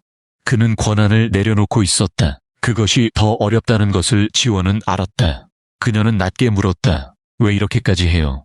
태경은 잠시 침묵했다. 어제 제가 당신 손을 잡은 순간 저는 당신에게 빚을 졌습니다. 사람들 앞에서 선택지를 만들겠다고 했지만 그 선택지가 또 다른 방이 되면 안 됩니다. 지원은 그 말을 오래 들었다. 방, 그녀가 평생 설계해 온 것, 사람이 들어가서 설 수 있는 곳, 문이 있고 나갈 길이 있고 위험한 턱이 없는 곳. 태경은 그녀에게 그런 방을 만들려 하고 있었다. 완벽하지는 않았다. 하지만 적어도 그는 문을 잠그려 하지 않았다. 지원은 고개를 끄덕였다. 프로젝트에서는 빠지지 않을게요. 어제도 오늘도 그건 제 일이니까요. 태경의 눈빛이 아주 조금 부드러워졌다. 알겠습니다. 그럼 당신 이름으로 회의록을 바로잡겠습니다. 아직은 아니요. 지원이 말했다. 태경이 멈췄다. 리셉션 전에 이름부터 바꾸면 사람들이 대표님이 저 때문에 해준 거라고 할 거예요. 먼저 공간을 제대로 세울게요. 그 다음에 누가 했는지 말해도 늦지 않아요. 태경은 그녀를 한동안 보았다. 그리고 고개를 숙였다. 당신 판단을 따르겠습니다. 그날 저녁 박상철의 집 식탁은 축하 자리도 신문 자리도 아닌 이상한 모양으로 차려졌다. 명희는 갈비찜을 데워놓았지만 아무도 젓가락을 쉽게 들지 못했다. 수진도 와 있었다. 그녀는 지원 옆에 앉아 휴대전화를 뒤집어 놓았다. 태경은 상철 맞은편에 앉았다. 그는 비싼 수트를 입고 있었지만 식탁 앞에서는 자세를 낮추었다. 상철은 숟가락을 들지 않은 채 물었다. 강 대표. 태경이 바로 고개를 들었다. 네, 아버님, 아버님이라고 부르지 말게. 아직 내 마음이 그렇게 정리된 건 아니니까. 태경은 고개를 끄덕였다. 알겠습니다. 상철은 딸을 한번 보고 다시 태경을 보았다. 자네는 내 딸 직장 상사야. 그것도 그냥 상사가 아니라 대표지. 어제 같은 날 도와준 건 고맙다. 하지만 고마운 것과 안심하는 건 다른 문제야. 식탁 위의 젓가락들이 멈췄다. 명희가 조심스럽게 말했다. 여보, 상철은 손을 들었다. 아니, 이건 물어야 해. 그는 다시 태경에게 말했다. 내 딸이 지금 자기 의사로 자네 옆에 있는 건지 아니면 또 다른 사람들 시선 때문에 그 자리에 묶인 건지 내가 어떻게 알지? 지원은 숨을 멈췄다. 아버지의 말은 날카로웠지만 이번에는 그녀를 지우는 말이 아니었다. 그는 처음으로 그녀의 선택이 정말 선택인지 묻고 있었다. 태경은 바로 대답하지 않았다. 그는 물컵을 내려놓고 두 손을 식탁 아래로 내렸다. 아버님 말씀이 맞습니다. 상철의 눈썹이 움직였다. 그래서 오늘 회사에서 조치했습니다. 박지원 씨의 직속 결제 라인에서 빠집니다. 프로젝트 인사와 평가는 제가 관여하지 않겠습니다. 지원 씨가 원하면 프로젝트를 유지하고 원하면 이동할 수 있습니다. 명희가 놀라서 지원을 보았다. 지원아, 정말이니? 지원은 고개를 끄덕였다. 제가 프로젝트에는 남겠다고 했어요. 그건 제 일이니까. 상철은 태경에게서 눈을 떼지 않았다. 그럼 결혼은? 식탁이 다시 조용해졌다. 태경은 이번에도 지원을 먼저 보았다. 지원은 그의 시선을 받았다. 그 안에는 대답을 대신하겠다는 기색이 없었다. 지원은 천천히 말했다. 아빠, 나도 아직 다 몰라. 어제 내가 한 선택이 얼마나 무거운지 알아. 하지만 적어도 그 선택은 내가 했어. 민우가 도망가서 남긴 빈자리에 아무나 세운 게 아니야. 상철의 입술이 굳었다. 민우 이름이 나오자 그의 손이 다시 주먹으로 말렸다. 그 자식은 내가. 아빠. 지원의 목소리가 조금 단단해졌다. 내가 아직 말하고 있어. 상철은 멈췄다. 명희가 숨을 삼켰다. 수지는 지원의 무릎 위 손을 살짝 눌렀다. 지원은 이어 말했다. 어제는 모두가 나 대신 말했어. 불쌍하다고도 했고 창피하다고도 했고 처리하겠다고도 했어. 나 이제 그만 듣고 싶어. 상철의 얼굴에서 분노가 조금 빠졌다. 그 자리에 죄책감이 들어왔다. 그는 천천히 손을 풀었다. 미안하다. 아빠가 너무 화가 나서. 지원은 고개를 저었다. 화난 건 알아. 나도 화났어. 그런데 내 상처가 아빠 싸움이 되면 나는 또 없어져. 식탁 위에 긴 침묵이 내려앉았다. 태경은 그 침묵 안에서도 아무 말 하지 않았다. 상철은 딸을 바라보다가 낮게 말했다. 알았다. 이번엔 내가 먼저 말해라. 수진의 눈가가 젖었다. 그 순간 그녀의 휴대전화가 진동했다. 수진은 화면을 보고 얼굴이 굳었다. 지원아. 지원은 고개를 돌렸다. 수진은 휴대전화를 밀어주었다. 민우가 올린 새 글이었다. 긴 글은 아니었다. 나는 결혼식 전날까지 협박을 받았다. 박지원은 이미 강태경 대표와 가까운 사이였고 나는 이용당했다. 내가 도망간 게 아니라 빠져나온 것이다. 댓글은 빠르게 늘고 있었다. 상철이 다시 일어나려 했다. 태경의 눈빛도 차갑게 굳었다. 하지만 지원은 먼저 휴대전화를 뒤집었다. 그녀는 작게 숨을 쉬었다. 내일 리셉션에 민우도 올 거야. 수진이 놀라 물었다. 뭐? 지원은 화면을 보지 않은 채 말했다. 초대 명단에 민우 회사 관계자가 있었어. 그 사람이 민우를 데리고 올 수 있어. 아니면 민우가 스스로 오겠지. 자기 이야기를 완성하려면 사람들이 있는 방이 필요할 테니까. 태경이 낮게 말했다. 제가 막겠습니다. 지원은 고개를 저었다. 아니요. 막으면 또 대표님이 막은 이야기가 돼요. 그가 들어오면 들어오게 두세요. 대신 거짓말을 방에 세워두지는 않을 거예요. 그 말 뒤에 식탁의 공기가 바뀌었다. 상철은 딸을 보며 처음으로 아무 말도 하지 않았다. 명희는 휴지를 손에 쥐채 눈물을 삼켰다. 수지는 가방 속 휴대전화를 만졌다. 그 안에는 어제의 영상과 시간이 있었다. 태경은 지원의 옆자리에 앉아 있었지만 한 걸음 뒤로 물러난 사람처럼 조용했다. 다음 날 리셉션장은 결혼식장보다 작았지만 시선은 더 날카로웠다. 신라호텔의 다른 볼룸이었다. 전날의 흰 꽃 대신 은은한 녹색 식물과 낮은 조명이 놓여 있었다. 벽면에는 공공건축재단의 로고와 새 프로젝트의 조감도가 걸렸다. 아이와 노인과 보호자가 함께 쉴 수 있는 복합 공간. 낯선 사람들이 낯선 도시에서 잠시 안전하게 머무를 수 있는 방. 지원은 그 문구를 보며 입술을 다물었다. 그 문구의 많은 부분을 그녀가 고쳤다. 처음 제안서에는 효율과 동선과 브랜드 가치만 있었다. 지원은 거기에 쉬는 사람의 눈높이와 보호자의 손이 닿는 거리와 혼자 온 사람이 누구에게도 설명하지 않고 앉을 수 있는 자리를 넣었다. 하지만 그 사실을 아는 사람은 많지 않았다. 리셉션장에는 회사 직원과 재단 관계자, 후원 기업 임원들, 그리고 전날 결혼식에 왔던 몇몇 하객이 섞여 있었다. 어떤 사람은 지원을 보고 바로 시선을 피했다. 어떤 사람은 더 노골적으로 보았다. 전날의 드레스 대신 검은색 단정한 원피스를 입은 지원은 입구에서 초대 명단을 확인했다. 가방 안에는 프로젝트 파일과 접힌 도면, 그리고 수진이 돌려준 부케 리본이 들어있었다. 리본은 깨끗하게 세탁되지 않았다. 바닥에 끌린 자국이 아주 희미하게 남아 있었다. 지원은 그것을 일부러 버리지 않았다. 태경은 행사장 안쪽에서 후원사, 대표를 맞이하고 있었다. 그는 지원에게 와서 손을 잡지 않았다. 그저 눈이 마주치자 아주 작게 고개를 끄덕였다. 지원도 고개를 끄덕였다. 그 정도면 충분했다. 하은이 모형 옆에서 지원에게 다가왔다. 선배님, 어제 수정한 부분 반영됐어요. 근데 박 실장님이 발표 자료에서 이름을 빼라고 해서 지원은 모형을 보았다. 그 작은 공간은 제대로 고쳐져 있었다. 포토월은 뒤로 빠졌고 휠체어 동선은 열렸다. 어린이 대기 공간의 난간도 낮아지지 않았다. 지원은 말했다. 자료는 그대로 두, 이름은 나중에 보면 돼. 하은은 망설였다. 선배님, 계속 이렇게 두면 안 돼요. 지원은 그녀를 보았다. 그 눈빛에는 어제부터 쌓인 피로가 있었지만 무너지지는 않았다. 오늘은 방이 먼저야. 사람 이름은 그 다음에 세워도 돼. 하은은 고개를 숙였다. 알겠습니다. 그때 입구 쪽이 소란스러워졌다. 지원은 몸이 먼저 반응했다. 휴대전화 카메라가 하나둘 올라갔다. 그 움직임을 그녀는 너무 잘 알았다. 전날 결혼식장에서 그녀의 숨을 조이던 바로 그 움직임이었다. 이민우가 들어오고 있었다. 그는 피곤한 얼굴을 연출하듯 수염을 조금 남긴 채였다. 정장은 급히 입은 것처럼 보였지만 구김은 계산되어 있었다.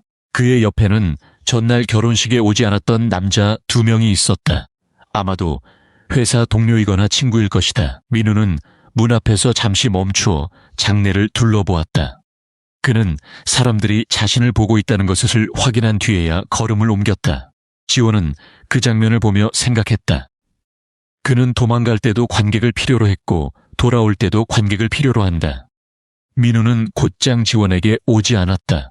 먼저 후원사 관계자들이 모인 쪽으로 갔다. 그는 목소리를 너무 낮추지 않았다. 오해가 너무 커져서 직접 말씀드리려고 왔습니다. 저도 피해자입니다. 그 말에 몇몇 사람이 고개를 들었다. 휴대전화가 더 높이 올라갔다. 지원은 그 휴대전화들의 각도를 보았다.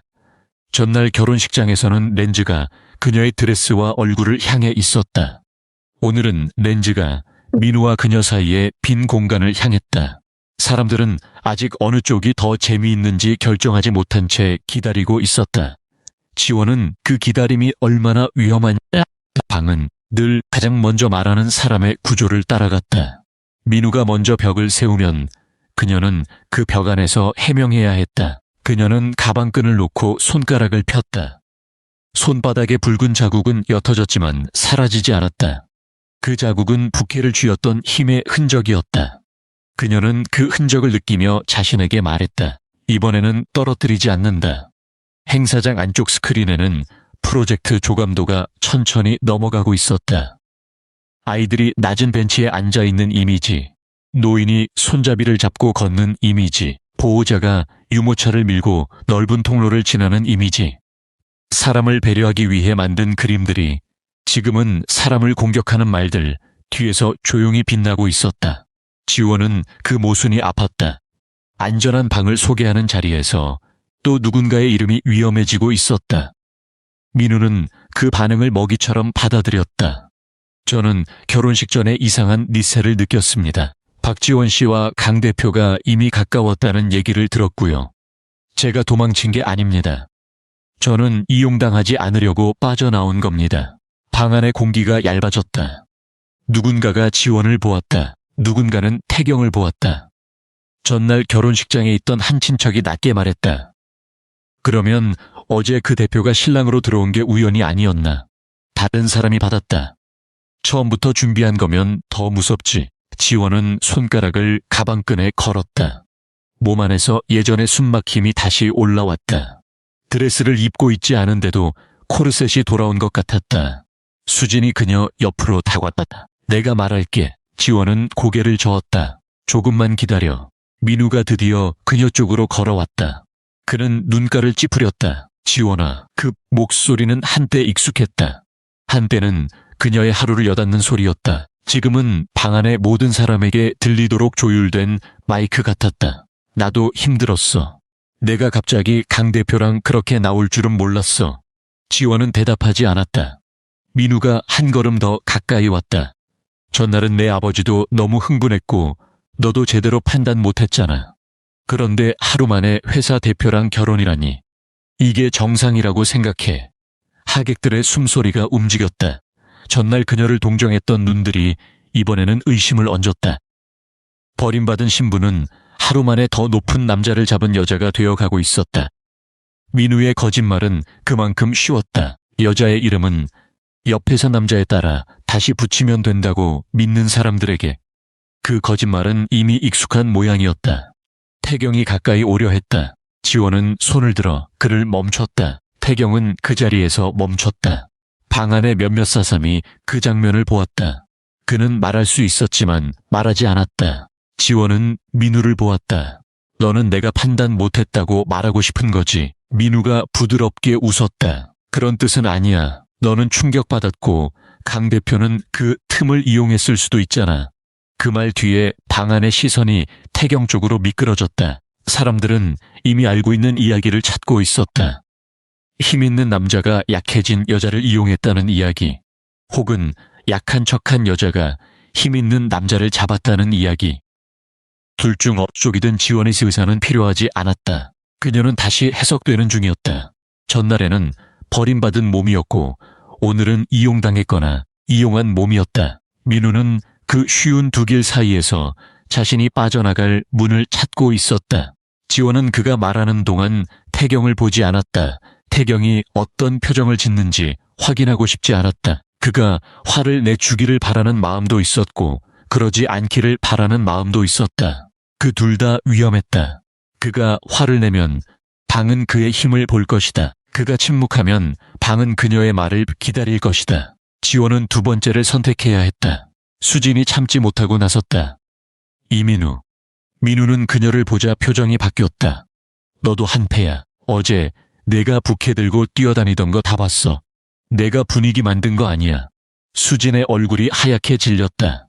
몇몇 시선이 수진에게 옮겨갔다. 친구가 친구의 결혼을 망친 공범이라는 말은 너무 빨리 사람들 사이를 지나갔다. 지원은 그제야 가방을 열었다. 그녀는 부케 리본을 꺼내 손에 감았다. 희미한 회색 자국이 조명 아래 드러났다. 어제 이 리본은 바닥에 끌렸어. 지원의 목소리는 크지 않았다. 하지만 가까운 사람들은 들었다. 내 손에서 부케가 떨어졌기 때문이야. 내가 없어서. 민우의 눈가가 떨렸다. 지원은 수진을 보았다. 수진아, 내가 가진 시간 말해줘. 수지는 한 번 숨을 삼켰다. 그녀는 휴대전화를 꺼냈다. 손이 떨렸다. 민우가 바로 말했다. 편집된 영상으로 뭘 하려고. 수지는 그 말을 듣고 더 겁먹었지만 도망가지 않았다. 그녀의 손가락이 화면 잠금을 한 번에 풀지 못했다. 지문 인식이 실패했다. 수지는 급히 비밀번호를 눌렀다. 숫자 하나를 잘못 눌러 다시 지웠다. 그 작은 실수에 몇몇 사람이 코웃음을 쳤다. 민우는 그 틈을 놓치지 않았다. 봐, 저렇게 당황하는데 무슨 증인이야. 수진의 눈이 흔들렸다. 지원은 수진의 옆으로 한 걸음 다가갔다. 말하지 않았다. 그저 리본이 감긴 손으로 수진의 팔꿈치를 살짝 받쳤다. 수진은 그 감각을 느끼고 다시 숨을 쉬었다. 그녀는 화면을 열었다. 영상의 첫 장면에는 바닥에 떨어진 흰 장미가 잡혀 있었다. 지원은 그 화면을 정면으로 보지 못했다. 하지만 피하지도 않았다. 수진은 말했다. 이건 편집본이 아니야. 원본이야. 내가 찍은 게 부끄러워서 어젯밤 내내 지우고 싶었어. 그런데 지우면 지원이가 또 혼자 설명해야 하니까 못 지웠어. 수진의 목소리가 갈라졌다. 방 안의 몇몇 얼굴에서 웃음이 사라졌다. 어제 오후 3시 12분. 신랑 입장 예정시간 3분 뒤에 첫 공항 캡처가 하객 단체방으로 돌았어. 3시 15분에 지원이 부케를 떨어뜨렸고 3시 17분에 박상철 회장님이 통로로 나가려 했어. 강 대표님이 홀에 들어온 건 3시 19분이야. 수지는 화면을 돌려 가까운 후원사 대표와 행사 진행자에게 보여주었다. 그녀의 목소리는 작았지만 또렷했다. 내가 찍은 영상에는 지원이가 먼저 무너지는 장면이 있어. 강 대표님은 그 뒤에 들어왔어. 방 안에서 첫 번째 휴대전화가 내려갔다. 아주 작은 움직임이었다. 하지만 지원은 보았다. 상철도 보았다. 그의 주먹이 조금 풀렸다. 민우는 웃으려 했다. 친구끼리 맞춘 타임라인이면 뭐든 만들 수 있지. 그 말은 수진에게 다시 칼이 되었다. 친구라는 이유로 그녀의 증언이 가벼워졌다. 수진은 입술을 다물었다. 지원은 그 순간 수진이 잃을 수 있는 것을 보았다. 그녀도 이 방에서 공범이라는 이름을 받을 수 있었다. 친구를 도우려다 소문 속 인물이 될 수 있었다. 어제 부케를 주워든 손이 오늘은 거짓 증거를 만든 손으로 바뀔 수 있었다. 지원은 리본을 풀어 수진의 손목 위에 잠시 올렸다. 수진아, 너는 본 것만 말하면 돼. 나머지는 내가 말할게. 수진은 고개를 끄덕였다. 그녀는 더 이상 길게 설명하지 않았다. 그 한 줄 때문에 수진은 증인의 자리에서 친구의 자리로 돌아올 수 있었다. 그때 태경이 말했다. 제가 확인할 수 있는 부분만 말하겠습니다. 모두가 그를 보았다. 그는 지원 앞으로 나오지 않았다. 그녀보다 반 걸음 뒤에 섰다. 이민우 씨는 결혼식 전날 밤 11시 40분 제게 직접 전화를 걸었습니다. 지원과의 결혼이 답답하다고 했고 자신은 아직 더 큰 기회를 볼 수 있다고 말했습니다. 그 통화 녹음은 없습니다. 그러나 통화 기록은 있습니다. 그리고 저는 어제 오후 3시 18분까지 호텔 주차장에 있었습니다. 그 전에 박지원 씨와 예식을 계획한 사실은 없습니다. 민우의 웃음이 얇아졌다. 태경은 이어 말했다. 다만 이 말은 박지원 씨의 고통을 대신 설명하기 위한 것이 아닙니다. 제가 본 사실만 말하는 겁니다. 그 뒤는 박지원 씨의 말이 우선입니다. 방 안의 공기가 다시 움직였다. 몇몇 직원들이 서로를 보았다. 후원사 대표의 펜이 멈췄다. 민우는 태경을 노려보았다. 대표님은 참 멋있게 말하시네요. 그런데 결국 이 여자가 대표님 회사 직원이었잖아요. 직원 하나를 신부로 세워놓고 이제는 프로젝트까지 이 여자 이름으로 돌리려고요. 이게 사랑입니까? 인사 특혜입니까? 그 말이 떨어지자 방 안의 의심은 새로운 길을 찾았다. 사랑, 특혜, 직원, 대표. 사람들은 익숙한 단어에 기대했다. 지원은 모형조구조 걸어갔다. 걸음이 빠르지 않았다. 하지만 흔들리지 않았다. 그녀는 프로젝트 파일을 펼쳤다. 하은이 숨을 삼켰다. 지원은 하은을 보지 않고 말했다. 하은 씨, 어제 수정 전 모델과 수정 후 모델 가져와 주세요. 하은은 즉시 움직였다. 박 실장이 멀리서 불편한 얼굴로 다가오려 했다. 태경이 그를 눈빛으로 멈췄다. 말은 하지 않았다. 박 실장은 그 자리에서 굳었다.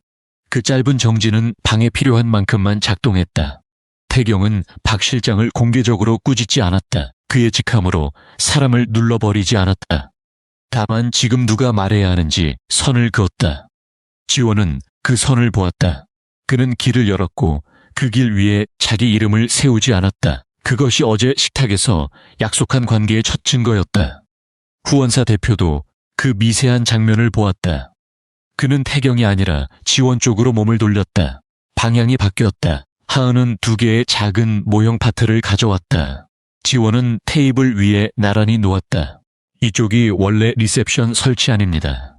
지원의 손가락이 포토월과 안내 데스크 사이를 가리켰다. 여기에 사람이 몰리면 휠체어가 빠져나갈 공간이 없습니다. 아이를 데리고 온 보호자는 이 코너에서 시야가 끊깁니다. 어젯밤 제가 이 부분을 수정했습니다. 지원은 말하면서 모형 속 작은 사람 하나를 들어 이동시켰다. 휠체어 모형은 손톱보다 조금 컸다. 하지만 그 작은 바퀴가 포토월 모서리에 걸리는 순간 몇몇 사람이 동시에 몸을 앞으로 기울였다. 설명보다 장면이 빨랐다. 지원은 포토월을 뒤로 옮겼다. 바퀴가 지나갔다. 이번에는 막히지 않았다. 방 안에 짧은 침묵이 생겼다. 그 침묵은 방금 전까지의 가십 침묵과 달랐다. 사람들이 이해하는 침묵이었다. 지원은 이어서 아이 모형을 낮은 벤치 옆에 세웠다. 보호자 모형을 조금 뒤에 놓았다. 여기서 아이가 혼자 나가면 보호자는 이 기둥 때문에 바로 볼 수 없습니다. 그래서 기둥 앞 장식물을 빼야 합니다. 장식이 줄어도 공간은 안전해져야 합니다. 후원사 중 한 여자가 작게 말했다. 그건 실제 현장에서 바로 보이겠네요. 지원은 고개를 끄덕였다. 네. 사진에서는 비어 보이는 공간이 실제로는 사람을 살립니다. 그 말 뒤에 또 하나의 휴대전화가 내려갔다. 누군가가 촬영 대신 메모장을 열었다. 태경은 여전히 말하지 않았다. 민우는 그 침묵을 견디지 못했다. 민우가 비웃었다. 그 정도는 누구나 말할 수 있지. 그때 후원사 대표 중 한 명이 가까이 왔다. 그는 전날 결혼식에도 참석했던 사람이었다. 그의 손에는 아직 휴대전화가 들려 있었지만 화면은 꺼져 있었다. 박지원 씨. 그가 처음으로 그녀의 이름을 불렀다. 이 수정 제안 써서 혹시 지난달 회의에서도 말씀하신 그 내용입니까? 지원은 그를 보았다. 네. 그때는 비용 문제로 보류됐습니다. 그 남자는 프로젝트 파일을 넘겼다. 여기 서명된 의견서가 있군요. 작성자가. 그는 잠깐 멈췄다. 박지원. 방 안의 속삭임이 끊겼다. 하은이 작은 목소리로 덧붙였다. 최초 제안은 지원 선배님이 하셨어요. 제가 회의록 초안을 작성했습니다. 이후 최종 발표 자료에서는 이름이 빠졌지만 원본 파일에는 작성 시간이 남아 있습니다. 하은은 말을 마친 뒤 바로 고개를 숙였다. 그녀도 위험했다. 박 실장의 눈이 그녀에게 꽂혀 있었다. 내일 회사에서 어떤 표정을 받게 될지 모르는 증언이었다. 지원은 하은을 보았다. 고마워요. 짧은 말이었다. 하지만 하은의 어깨가 조금 내려갔다. 후원사 대표가 파일을 다시 넘겼다. 여기 수정 의견 메일도 있군요. 수신 시간이 결혼식보다 훨씬 전입니다. 그는 말을 멈추고 방을 둘러보았다. 더 이상 종이를 읽어 내려가지 않았다. 그 대신 모형을 보았다. 그리고 지원을 보았다.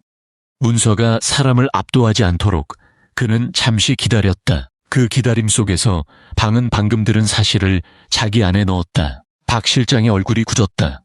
지원은 그쪽을 보지 않았다. 후원사 대표가 고개를 들었다. 박지원 씨, 그러면 이 프로젝트의 사용자 안전 동선 설계는 박지원 씨가 주도한 겁니까? 그가 사용한 호칭이 바뀌었다. 직원. 대표의 아내, 버림받은 신부. 그 어떤 말도 아니었다. 박지원 씨, 그 이름이 방 안에 똑바로 놓였다. 지원은 대답했다. 네, 제 일입니다. 방 안에서 2번째 휴대전화가 내려갔다. 누군가가 메모하던 펜을 멈췄다. 전날 그녀를 보며 혀를 찼던 친척 하나가 시선을 낮췄다. 민우는 한 걸음 뒤로 물러났다. 그의 등 뒤에 걸린 웨딩 캡처 화면이 행사 진행자의 태블릿에 떠 있었다. 공항 사진과 결혼식 영상이 나란히 놓였다. 수진이 말했다. 공항 캡처 원본 시간은 예식 시작 전입니다. 민우 씨가 말한 것처럼 지원이가 강 대표님과 짜고 밀어낸 거라면 왜 신부는 단상에서 숨도 못 쉬고 부케를 떨어뜨렸을까요? 수진의 목소리가 떨렸다. 하지만 끝까지 갔다. 나는 그때 지원이 팔을 잡고 있었어요. 그 애는 연극을 한 게 아니라 버티고 있었어요. 상철의 눈이 붉어졌다. 그는 앞으로 나서려 했지만 지원이 손을 들어 멈췄다. 이번에는 아버지가 멈췄다. 태경도 움직이지 않았다. 지원은 파일에서 마지막 장을 꺼냈다. 접속 기록과 수정 시간이 적힌 출력물이었다. 그녀는 그것을 길게 설명하지 않았다. 어젯밤 수정한 기록입니다. 그리고 이건 지난달 제가 같은 문제를 처음 지적한 기록입니다. 강태경 씨와의 결혼 전입니다. 대표의 호의로 생긴 일이 아닙니다. 제가 보고 고치고 제가 책임진 일입니다. 지원은 출력물을 테이블 위에 내려놓았다. 종이가 모형 옆에 놓이자 민우가 반사적으로 한 걸음 다가왔다.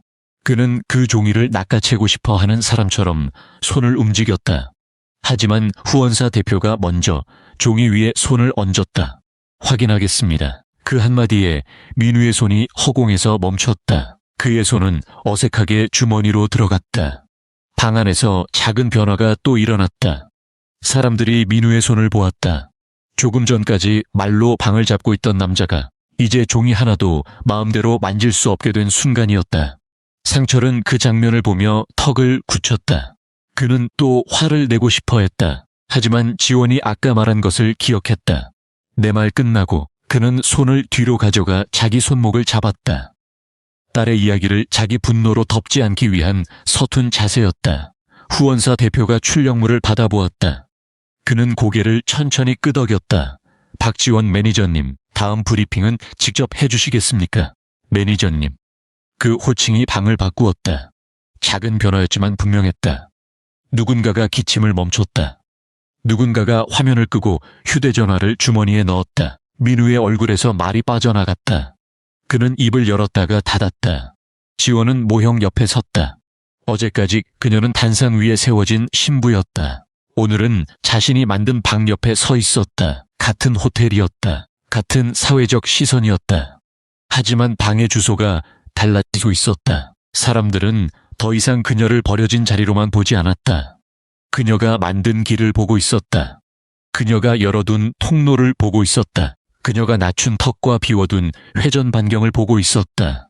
민우가 마지막으로 말했다. 그래서 일 좀 잘한다고 어제 일이 없어져. 너도 결국 강태경 뒤에 숨어서. 지원은 그 말을 자르지 않았다. 끝까지 들었다.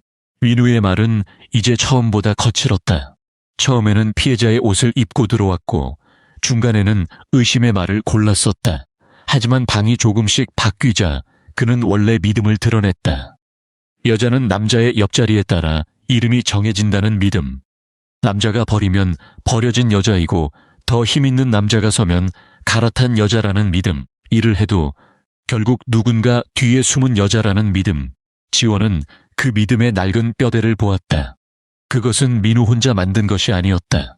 방 안의 여러 시선이 오랫동안 함께 세운 구조였다. 그래서 이 순간은 민우 하나를 이기는 장면이어서는 안 됐다.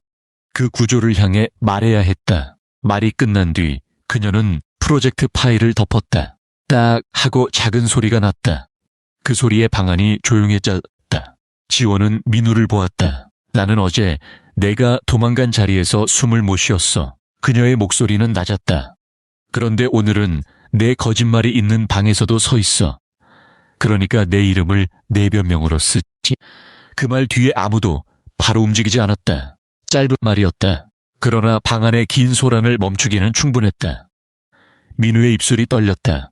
그는 주변을 보았다. 자신을 믿어주던 눈들이 사라지고 있었다. 그가 기대던 카메라들은 더 이상 그를 보호하지 않았다. 어떤 휴대전화는 내려갔고 어떤 휴대전화는 화면을 껐다. 후원사 대표는 행사 진행자에게 낮게 말했다. 브리핑 순서 조정합시다. 박지원 매니저가 먼저 설명하도록 하세요. 하은의 얼굴에 안도가 스쳤다. 수지는 눈물을 참으며 부케 리본을 쥐 지원의 손을 보았다. 상철은 딸의 뒤가 아니라 옆을 보았다. 태경은 여전히 반걸음 뒤에 있었다. 그는 사실을 말할 수 있는 순간에만 말했고 그 다음에는 멈췄다. 지원은 그 멈춤을 느꼈다. 그것은 그녀에게 남겨진 자리였다. 민우가 갑자기 목소리를 낮췄다. 지원아, 그는 처음으로 관객이 아닌 그녀를 향해 말하는 척했다. 내가 잘못했어. 그날 너무 무서웠어.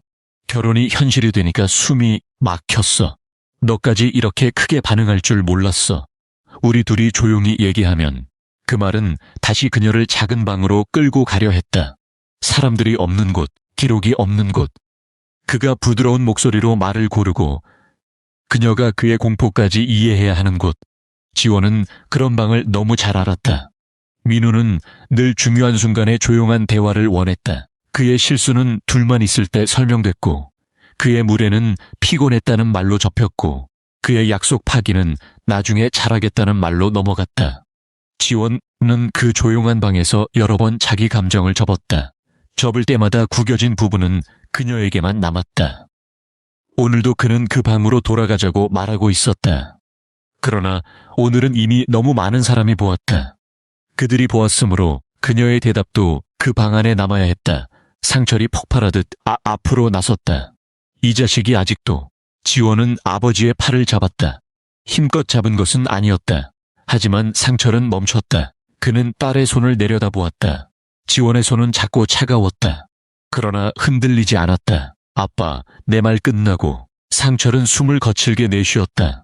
그리고 한 걸음 물러섰다. 그 한 걸음은 작았지만 지원에게는 큰 소리처럼 들렸다. 아버지가 물러서는 소리. 분노가 딸의 자리 뒤로 물러나는 소리. 그녀는 그 소리를 오래 기억할 것 같았다. 상철은 평생 앞에서 싸우는 사람이었다. 가게를 지킬 때도, 거래처와 다툴 때도, 가족에게 문제가 생겼을 때도 그는 먼저 나섰다. 그 방식이 가족을 지킨 적도 많았다. 그러나 오늘 지원에게 필요한 것은 앞에서 싸우는 아버지가 아니었다. 딸의 말이 끝날 때까지 자기 분노를 붙잡고 서 있는 아버지였다.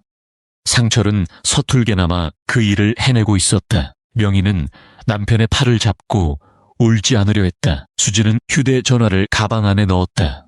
더 이상 영상이 앞에 있을 필요가 없었다. 태경은 지원의 오른쪽 뒤에 섰다.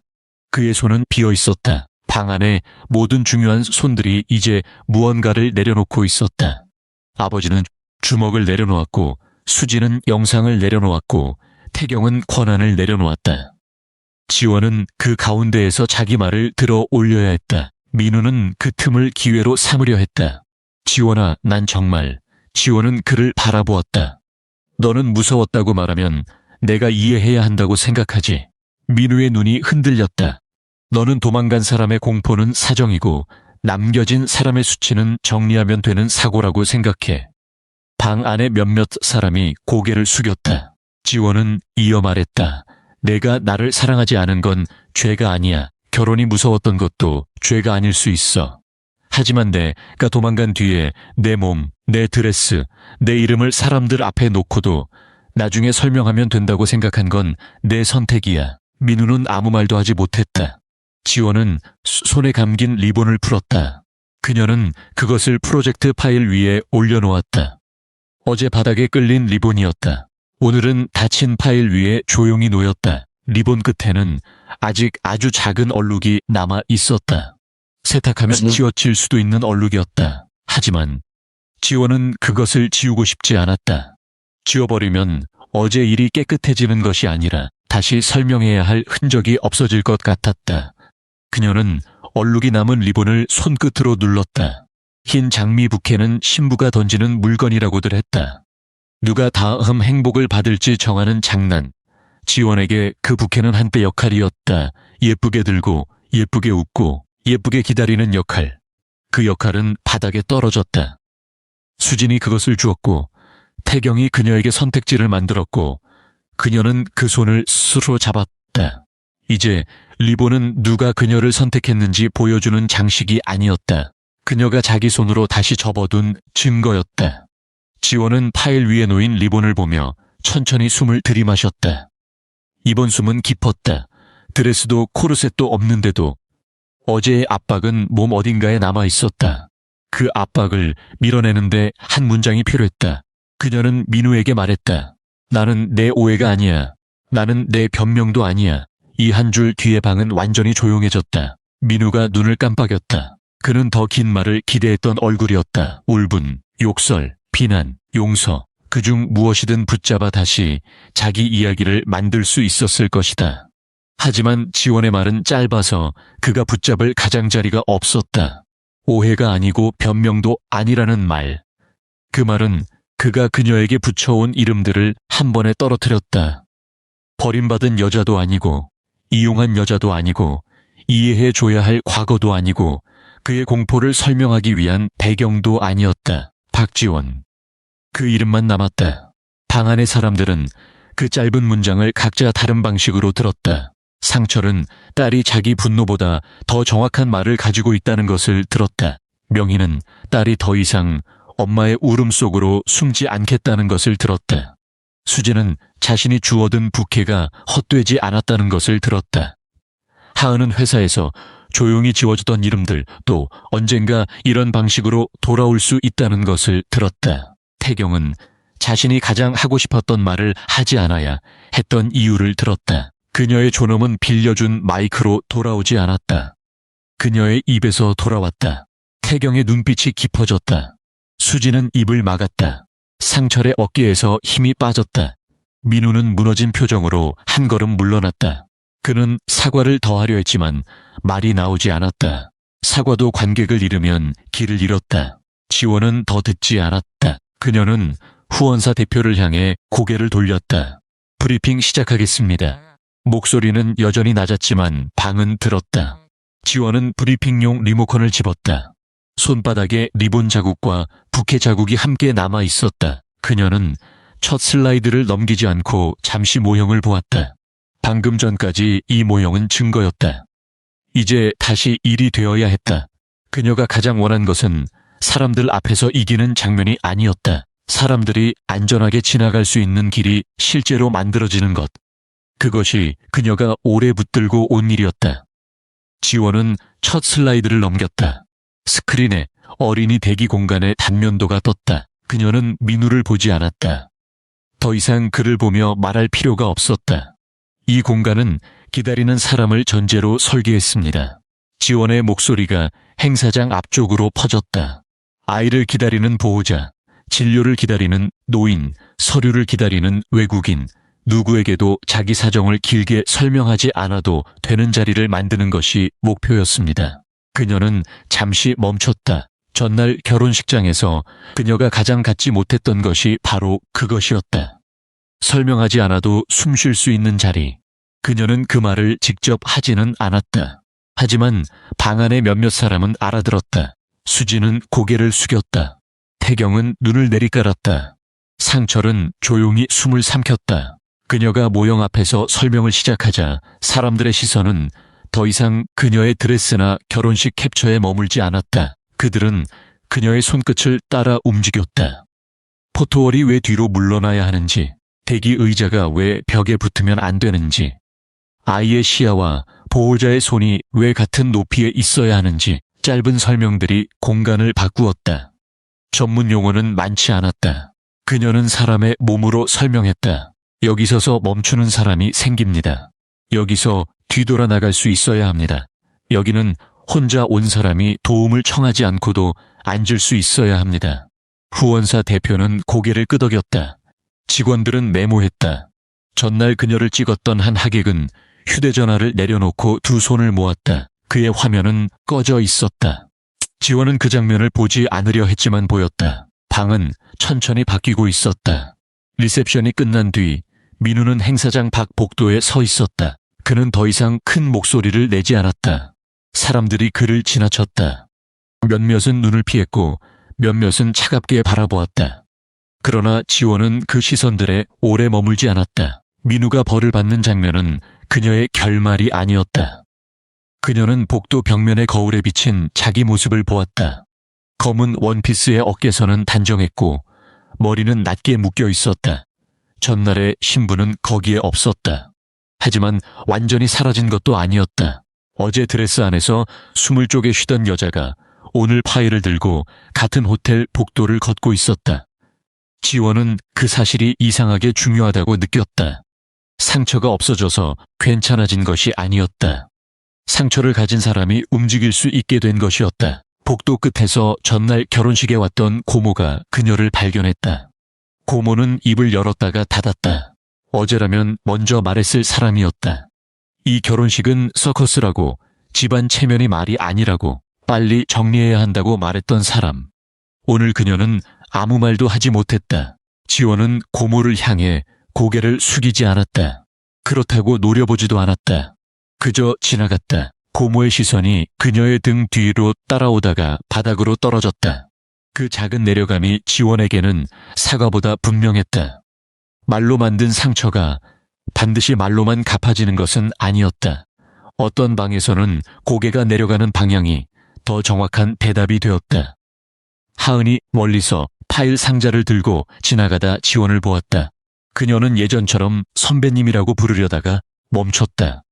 매니저님, 이 상자차에 실을까요? 지원은 잠깐 그 호칭을 들었다. 그 안에는 승진의 달콤함보다 방금 공개된 일의 무게가 있었다. 지원은 고개를 끄덕였다. 부탁해요. 하은은 환하게 웃지 않았다. 대신 두 손으로 상자를 단단히 들었다. 그 절제된 표정이 더 좋았다. 오늘은 모두가 조금씩 새 위치를 배우는 중이었다. 지원도 그 새 위치를 배워야 했다. 사람들이 낮아진 목소리, 길을 비켜줄 때마다 그녀는 몸을 움츠리려 했다. 습관이었다. 크게 보이지 않는 것, 먼저 요구하지 않는 것, 누군가의 체면을 건드리지 않는 것. 그 습관들은 오랫동안 그녀를 안전하게 지켜준 것처럼 보였지만 어제는 그녀를 단상 위에 묶어두었다. 지원은 파일을 고쳐 안았다. 오늘의 새 위치는 거칠게 높아지는 자리가 아니었다. 누군가를 내려다보는 자리도 아니었다. 자기 이름을 들었을 때 뒤로 물러서지 않는 자리였다. 그 정도면 충분했다. 그녀는 복도 유리창 밖의 호텔 정원을 잠깐 보았다. 전날 사진을 찍기 위해 꾸며 둔 조명이 아직 남아 있었다. 꽃길은 어제와 같은 방향으로 놓여 있었지만 지원은 더 이상 그 길을 따라 걸어야 하는 신부가 아니었다. 어떤 길은 남이 깔아준 대로 끝까지 걸어야 예쁘다고 배웠다. 그러나 오늘 그녀는 중간에서 멈추고 돌아보고 필요한 곳에 새 문을 낼 수 있다는 것을 배웠다. 그 생각을 하자 가슴 깊은 곳에서 아주 늦은 울음이 올라왔다. 지원은 울지 않았다. 대신 숨을 길게 내쉬었다. 울음이 지나갈 수 있는 통로를 만들어주듯이 그녀는 오늘 자신이 만든 모든 통로를 떠올렸다. 휠체어가 지나갈 길, 아이의 시야가 닿을 길, 아버지의 분노가 멈출 길, 수진의 증언이 다치지 않고 놓일 길, 그리고 태경이 앞서지 않고 옆으로 걸어올 길. 그 길들이 완벽하지 않아도 괜찮았다. 길은 다치지만 않으면 다시 고칠 수 있었다. 그녀도 그럴 수 있었다. 오늘 다치지 않은 사람으로 남았으니까 그 사실만으로도 다음 숨을 쉴 수 있었다. 그리고 다음 걸음을 고를 수 있었다. 스스로. 다시. 상철은 복도 끝에서 그녀를 기다리고 있었다. 그는 딸을 보자 입술을 여러 번 움직였다. 지원아, 응. 아빠가 아까 또 나설 뻔했다. 지원은 작게 웃었다. 멈췄잖아. 상철의 눈가가 붉어졌다. 내가 잡아서 멈춘 거지. 아니. 지원은 고개를 저었다. 아빠가 멈춘 거야. 상철은 그 말을 듣고 고개를 숙였다. 그는 딸의 어깨를 안으려다가 멈췄다. 껴안아도 되냐? 지원은 잠시 그를 보았다. 그리고 먼저 한 걸음 다가갔다. 상철의 팔이 조심스럽게 그녀를 감쌌다. 이번에는 그녀를 흔들 만큼 세지 않았다. 명희는 옆에서 조용히 울었다. 수진은 손등으로 눈물을 닦으며 웃었다. 태경은 조금 떨어진 곳에서 서 있었다. 그는 가족의 장면 안으로 들어오지 않았다. 지원이 고개를 들자 그제야 태경과 눈이 마주쳤다. 그는 묻는 눈이었다. 다가가도 되는지. 지원은 아주 작게 고개를 끄덕였다. 태경이 다가왔다. 상철은 그를 보았다.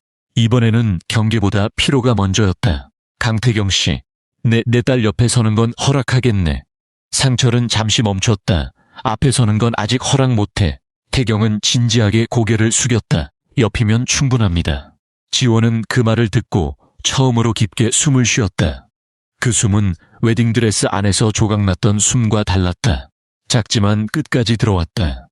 행사장 안쪽에서는 직원들이 모형을 정리하고 있었다. 하은이 조심스럽게 프로젝트 파일을 들고 왔다. 매니저님, 이거 어떻게 할까요?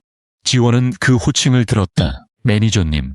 그녀는 그 말이 과하게 달콤해지지 않도록 조용히 받아들였다. 여기 주세요. 지원은 파일을 받아들었다. 파일 위에는 아까 올려둔 부케 리본이 그대로 있었다. 그녀는 리본을 접어 파일 안쪽에 끼웠다. 그리고 파일을 닫았다. 오늘 그녀가 닫은 것은 서류만이 아니었다. 사람들이 마음대로 열어보던 그녀의 상처도 닫혔다. 완전히 사라진 것은 아니었다. 하지만 이제 그것은 그녀의 손안에 있었다. 호텔 로비로 내려왔을 때 지원은 발이 아프다는 것을 뒤늦게 느꼈다. 전날의 웨딩 슈즈는 이미 가방 안에 들어 있었다. 수진이 아침에 가져다 준 낮은 구두를 신고 있었는데도 발바닥은 뜨거웠다. 태경이 물었다. 잠시 앉을까요? 지원은 고개를 저었다.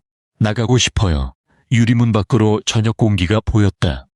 호텔 직원이 문을 열어주려 했지만 지원이 먼저 손을 뻗었다.